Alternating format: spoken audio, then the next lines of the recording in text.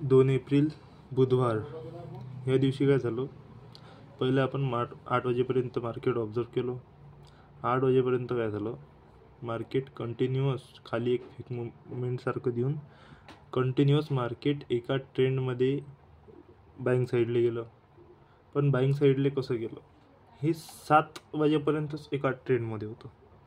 7 वाजेपर्यंत एका ट्रेंडमध्ये जर याला बाईंगला जात असतं तर इथं होऊ शकते थोडंसं साईडवेज घेऊन किंवा ह्या झोनमधून साईडवेज झोन करून वरती बाईंगला गेलं असतं. पण हे फेक मोमेंट आहे, फेक ट्रेंड आहे, कारण की हा पूर्ण ओळखू येऊन राहिला 7 वाजेपर्यंतचा. हा वन साईडेड गेला फेक ट्रेंड, बरोबर.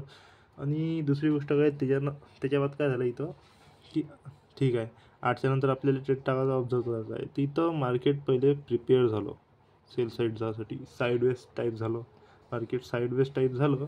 त्याच्यानंतर आपण जर इथून मग 50% झोन काउंट करतो तर डायरेक्ट ह्या झोनवर आलं. इथं मार्केट साईडवेज साईडपासून प्रिपेअर होऊन आणि इथं 12च्या पहिले 11:30च्या पण पहिले आपल्याला एंट्री दिली सेल साईडसाठी 50%च्या झोनवर येऊन.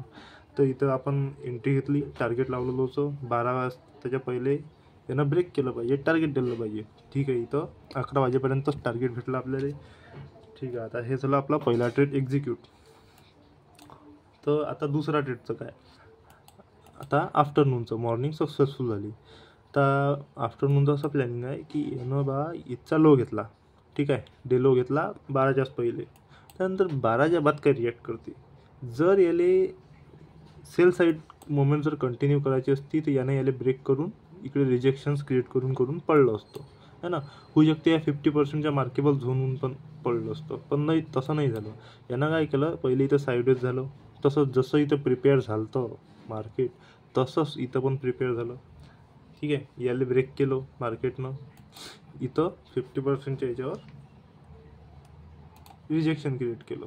ओके, पण आपण काय ना 12च्या नंतर पहिल्या रिजेक्शनवर आपण डायरेक्टली ट्रेडने टाकत अंदाजून, आहे ना. आणि मेन तर हे रिजेक्शन प्रॉपर मोजल्याने जातात, कारण की ते रेड कॅन्डल नाही आली तर आपण वेट करतो सेकंड रिजेक्शनचं. तर सेकंड रिजेक्शन केव्हा आहे, याची लिक्विडिटी घेऊन हे सेकंड रिजेक्शन आलं तर इथं आपण ट्रेड टाकला हायसाठी. पण इथं काय झालं,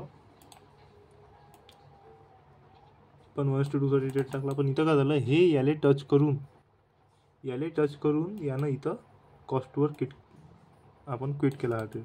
कारण की हे जे लिक्विडिटी जे असते डे लो किंवा डे हायची, आपण याच्यावर रिस्क पर्यंत नाही थांबत. इथं जेव्हा येते मार्केट त्याच्यानंतर कधी पण घुमू शकते. पण एक दुसरी गोष्ट काय होऊन राहिली इथं की 50%च्या झोनवर जे आहे यानं इथं क्लोजिंग दिलेली आहे, यानं इथं क्लोजिंग दिलेली आहे. तर हे कधी पण बाईंग साईडला देऊ शकते, कारण की यानं इंडिकेशन देऊन दिलं आहे तो बाईंग साईडचं. तर आपण वेट काय करतो इथं की बा हे याले वापस घुमाचा वेट करतो आपण बाईंग साईडले, है ना. होऊ शकते फेक मोमेंट असं, है ना. तर ते माहीत कसं पाळायचं, जेव्हा मार्केट असं वन साईडेड पडते आणि लो घ्यायच्या पहिलेच जरी घुमाचा ट्राय करते असं रिजेक्शन देऊन, तर तिथं आपल्याला अगेन बाईंगचा ट्रेड टाकायचा आहे आणि तो टाकायचा आहे डायरेक्ट आपल्याला हायसाठी ट्रेड टाकायचा आहे आपल्याला. ठीक आहे, इथपर्यंतच्या हायसाठी तो ट्रेड असते. ठीक आहे, यानं दिलं इथं एसएल किती पॉईंटहून, एसएल दिलं लगभग 11 पॉईंटहून एसएल. तर आपण हा कॉस्टवर कट करून टाकला असता इथं. 11 पॉईंट एसएल देणं म्हणजे कधी पण आहे. ठीक आहे, 3 ट्रेड आजचे, 2 कॉस्ट 1 टार्गेट, 2 एप्रिल बुधवार.